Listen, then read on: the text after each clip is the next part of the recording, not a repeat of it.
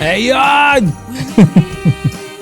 Siyempre, dapat happy, di ba? So, Merry Christmas po sa lahat, siyempre.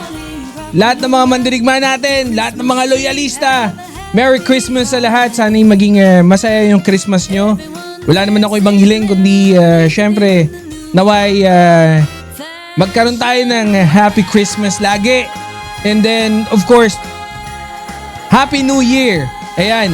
So, pause muna tayo ng konti sa politika and then let's try to celebrate the Christmas together with our family. Yun naman yung importante dyan. No? So, Merry Christmas everyone.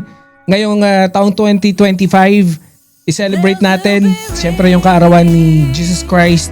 And magano tayo, no? Magnilay-nilay. Magnilay-nilay. Hindi, para sa Pasko, mas okay kung kasama natin yung family natin. And then syempre, dun sa mga lonely na walang Pasko, sana mapasaya kayo nitong bati ko. Merry Christmas everyone! Happy New Year na rin!